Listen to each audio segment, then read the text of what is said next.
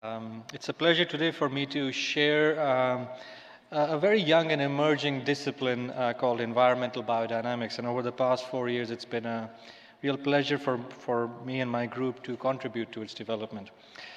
Before I go any further, I want to thank two of my colleagues here who have generated most of the data and the results that you will see, and they're Dr. Paul Curtin and Dr. Christine Austin, who are here at Mount Sinai. We also have groups in Italy and Spain who are working with us. Before I start my talk, I want to just forewarn you that I will be going into some deep theoretical concepts. But it's with the realization that it's very nice to discuss concepts and theory. After all, this whole symposium is named after a concept. But at a time of environmental crisis, at a time when there is unbridled use of new chemicals without testing, it falls on every environmental scientist to start generating actionable data. And data that's actionable at multiple levels, at the epidemiologic levels to inform policy, but also at the individual level so healthcare professionals can use it, what has been referred to as precision environmental medicine. But also at another level that we often forget, at a level where individuals can use the data we generate to improve their own healthcare, what I like to call personalized environmental empowerment. And like I said, I'll go into some deep theories, but I will present data at every level in a few slides. This is a question I asked myself about 4 years ago. Because my training was with physicists and I interact very closely with mathematicians, I noticed this difference between my profession and theirs. They operate within the realm of deep theories. Even our foundational discipline, biology and the theory of evolution, are well known. But what was the theory that I was using that was guiding my work? And soon following that is another very important question. Why do we need theories? Let me explain this question. When I was being trained in environmental epi, the focus was on prediction and correlation. And then we learned how there are issues of replicability, how we find something but nobody else can reproduce it. So we want findings to be reproducible. But let's say if you had perfect prediction and you could reproduce it repeatedly under different scenarios, is that enough? Would you then need a theory? So let me share with you a very highly contrived example that is based on one of the most famous theories that was posited, and everybody recognizes this theory. If you could predict with perfect precision and perfect accuracy when a tree would shed its apples, why would a farmer need a theory? They would just drive underneath that tree with a tractor and collect all the apples. And you would know exactly which day and what time the apples were going to shed. And you could reproduce this finding in every other farm. Why do we need a deep theory? Why are we funding research on gravity? Well, the answer is this. Prediction, correlations, all fall short of what should be our ideal, that is explanation. Theories, the same theory that taught us and explained why apples fall from a tree, helped us put a person on the moon. And that same theory helped us launch satellites. Those satellites are now remote sensing instruments that provide PM 2.5 exposure data to many of you people and you colleagues who are studying the exposome. So theories can have far-reaching scientific benefits. So environmental biodynamics is based on a new theory. We call it a conjecture. A conjecture is a theory that, if proven right, and it's proven right in many different scenarios, will be accepted as a full theory. And if it fails, it's an embarrassment, and then I'll just say that it was Bob Wright's idea. I think all of us are doing some version of this simple diagram. We're trying to connect the environment to human physiology.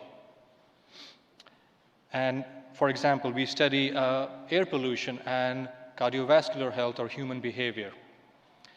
And while we often study it as a one-directional relationship, we know that that's not the case. Human behavior creates that air pollution. That makes us sicker, and then we use more medical products, which again contribute to more pollution. So it's a cyclical pattern. It's a bidirectional relationship. About 4 years ago, as I was talking to my colleagues, Paul, Christine, and a few others, we had this realization that often we don't consider the physical form of this very simple diagram. What we realized was that this is not correct. In fact, the environment and human physiology cannot interact directly. I realize that's a big statement. So let me explain that a bit further.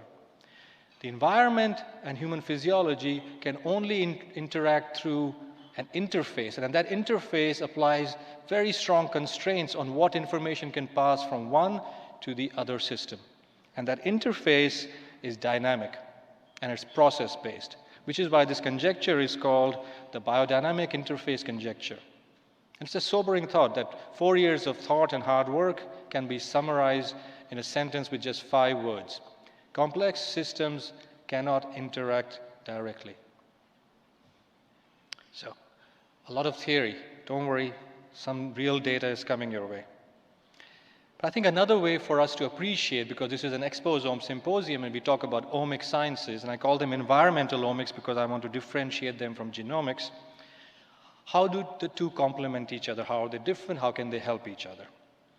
So in the environmental omics field, you generate data that looks like this. These are supposed to be mass spec peaks, and I drew them by hand. And to any of you, if your mass spec peaks start curving halfway to the top, it's time to return that orbit trap to thermo and get your refund. So concentration, intensity, that's what we deal with, abundance. We're trying to measure the how much. But in environmental biodynamics, our measures are different. We measure trajectories and orbits and how complex or how regular they are. And like it's mentioned in the theme of this symposium, exposomics and other omic sciences, you generate big data. We don't necessarily generate big data in environmental biodynamics. We generate what is more and more recognized as deep data. For all of those who are taking pictures, please do not put this slide on your Facebook page, and let me fix those peaks. I'll send you a better slide. Or if you do, put your name on it. So it's very nice to talk about orbits and everything, but what do these orbits look like? What are they? So what I'm going to show to you next is a data set I'm very proud of because it took a long time to generate. Christine Austin generated this, and Paul Curtin analyzed it. And I will put my name on it. It is the metabolism of calcium from birth to 10 years of age. So 10 years of data, 500 consecutive measurements. But here's the cool thing about it. It's all generated from one sample. We use these tooth biomarkers. I won't go into the chemistry side and the laboratory side of things. We analyze the growth rings in teeth, just like we can map the growth rings in human or in trees. If there's a human tree, please stay away from it. And this is what it will look like once I get to it. Yeah, here we go. Yeah. So, I'll start talking as this video moves. This is the calcium ion in an individual, an adult male who's otherwise healthy. And we are mapping it over 10 years. What you will see is the calcium ion is doing this circular motion. Think of it like it's rotating around its axis, but then it jumps. It doesn't stay in one place, and it will keep jumping. This is how we, in environmental biodynamics, visualize metabolism. It's not a network map. It is metabolism in time. And what you will see is not only does it rotate around its own axis, just like our planet does, it also moves around its orbit, like our planet moves around the sun. And because this is measured during the early years, the first decade of life, our physiology is maturing, and therefore it's finding different levels of maturity while it's interacting with so many other pathways. So this is what I mean by environmental biodynamic data, that it has trajectories and orbits and how complex they are. And this is what is the kind of data we work with. Okay, I need help to get back to... Oh, no. Escape. Oh, not save. Cancel. Okay, now you know that I definitely don't...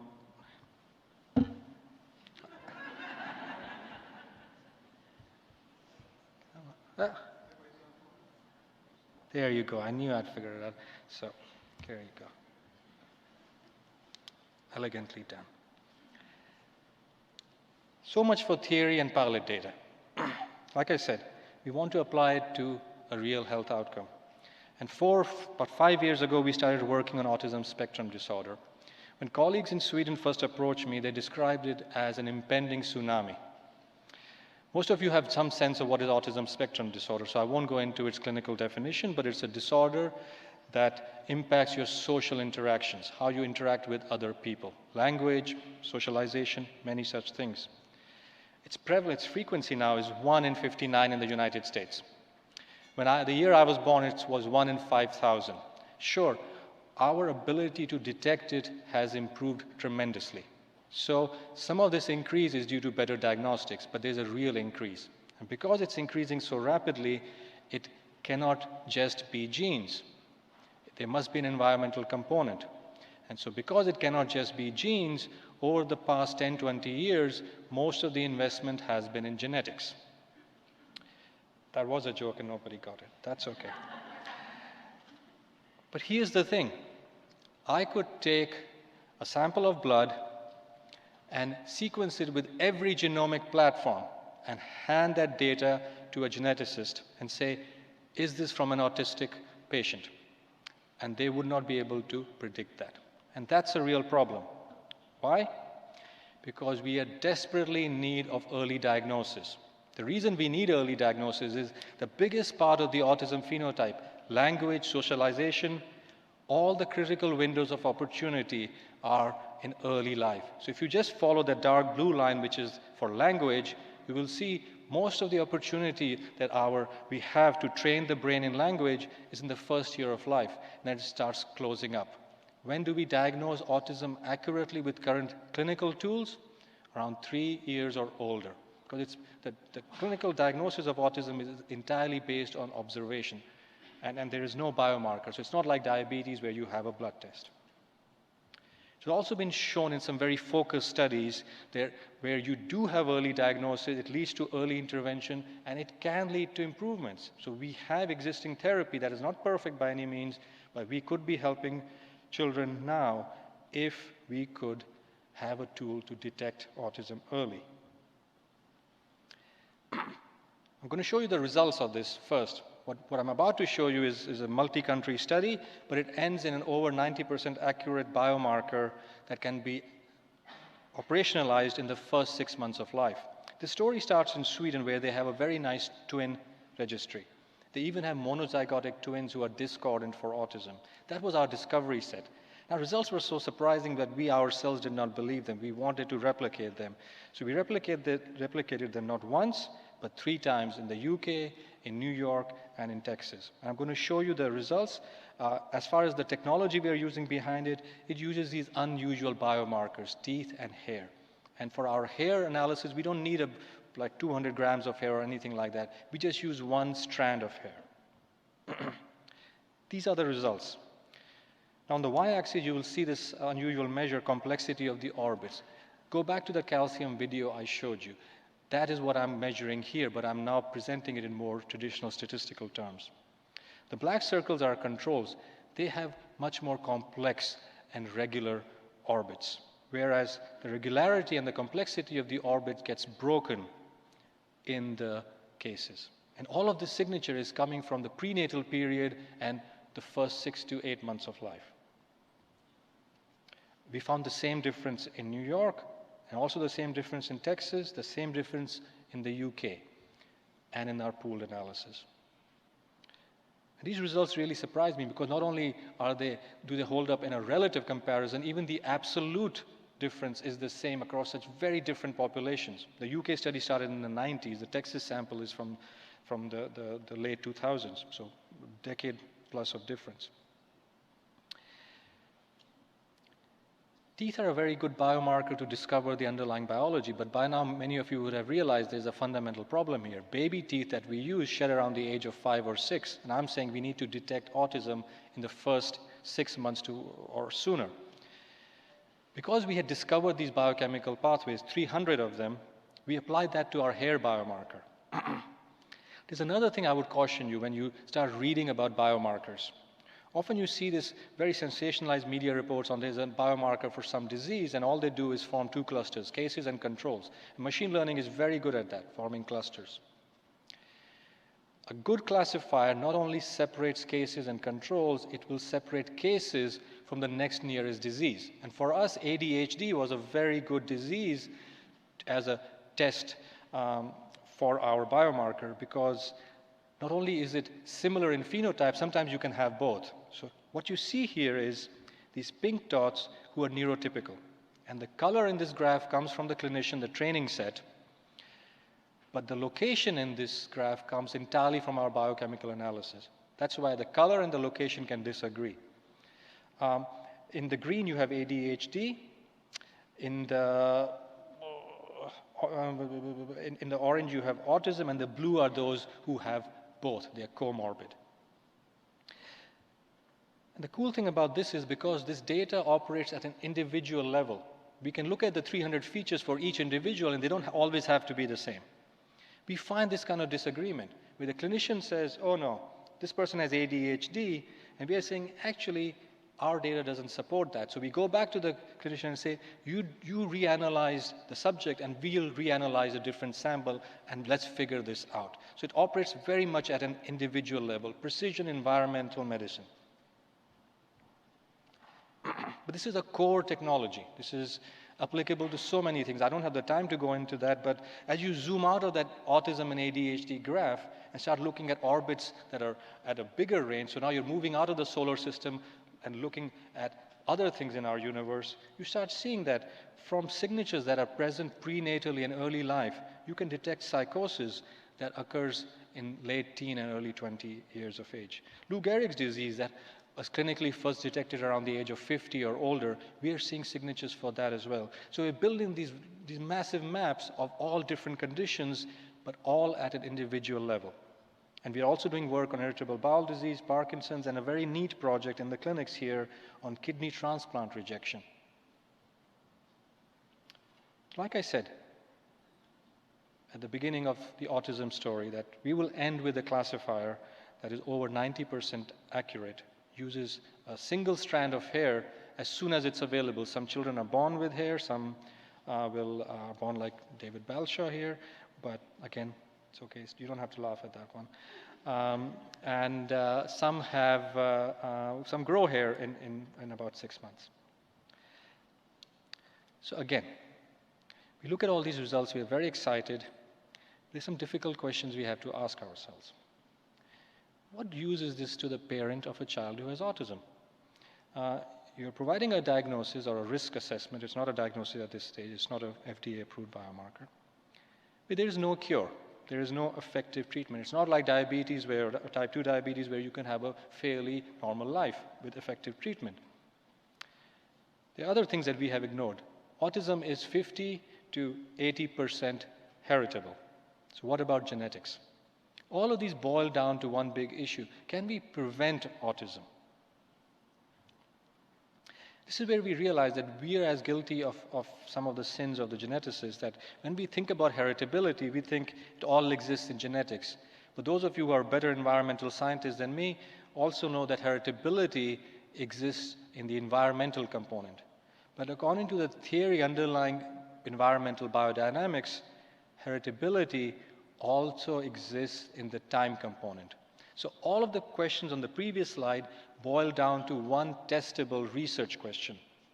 Can we detect autism spectrum disorder before pregnancy? This led to a very interesting study, and I must caution you, these are very early days for us. I'm showing you preliminary, non-peer-reviewed data. We went back to Sweden, collected data from the parents of those twins, samples. And you have three kind of families.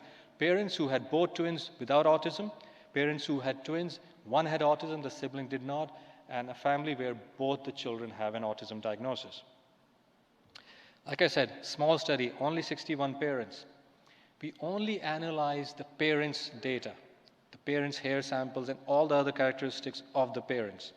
What we don't do is use anything from the children's data except their diagnosis. Why is that? you will see some genetic classifiers. And if you delve into their accuracy, most of that accuracy comes from one questionnaire variable. Does this child have an older sibling with autism? Because once you have one child with autism, the risk for the next child to have autism is many, many times higher.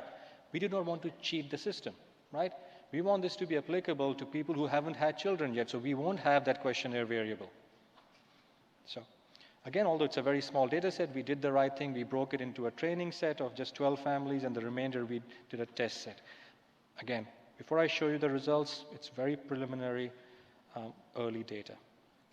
What you see here is the same clusters we showed with the children's hair samples. They're not as tight as they were. They're more diffuse, but you can see that just with the parents' hair sample, just with a single hair from the parents, we're able to tell them what kind of twins they're having in this study. And I must clarify that. We're not diagnosing a child. Everyone has two childs in this study, so we're diagnosing or predicting twin concordance. And it's over 88% accurate. In all our analysis, 88% is the lowest that we have found. So we are hopeful that this will work. How does this feed into precision environmental medicine now? It's not an FDA-approved diagnostic, but we are working in a clinical study here at Mount Sinai, where we say, well, as the patients come in, the clinicians use all the tool available to them, and we provide some extra information to them. And as they go through more and more patients, and as those patients get older and we know more about them, the question is simple: was the hair biomarker data useful? As we were doing this, another group contacted us. They have a network of autism clinics, but they also have a network of IVF centers, and this opened up a very unique opportunity for us. Those of you who are from the US would have read this article in the Washington Post late last year. There's a man who donated sperm, and over a dozen children that were conceived from the same sperm donor developed autism. Obviously, this was a man who really liked donating sperm, which is very unusual for a male. Don't. It's okay. I'm sure nobody will hold that against me. So can we now start detecting or applying this in an IVF clinic? If we find that the parents have a risk, we don't want to say, well, you know, I'm a parent. Being a parent is one of the best experiences. So if you're using a donor, how safe is the donor sample? And we're also trying to test if there is utility there. Remember I said that we have to go one level deeper than precision environmental medicine. We have to go towards precision environmental, give people the ability to make differences in their everyday life. Precision environmental empowerment. So I'll give you two examples. The first one is that one member of our research team started a diet. They wanted to lose weight. And what they did was they said, well, I'll measure my weight every day. And imagine if you were doing this and going to your physician and saying, well, I'm monitoring my weight, could you help me out? They would measure your weight how many ever times. And this is the slope of their weight loss. It looks very steep, but it's actually not that steep. It's just my inability to draw anything. And you could draw this slope with just 2 or 3 measurements. So if you went to your doctor every couple of months and they measured your weight and they put the 3 dots together, you'd get the same line.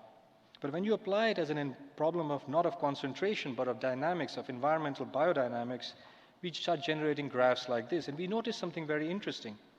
There are 2 patterns here. There's this pattern where you see regular weight loss, but then the pattern changes. And what we realized was they're reaching this plateau. They can keep doing that same diet, but they're not going to lose weight as efficiently, and soon they will not be losing weight at all because their body's biodynamics have now reached a leveling off. They need to do something else.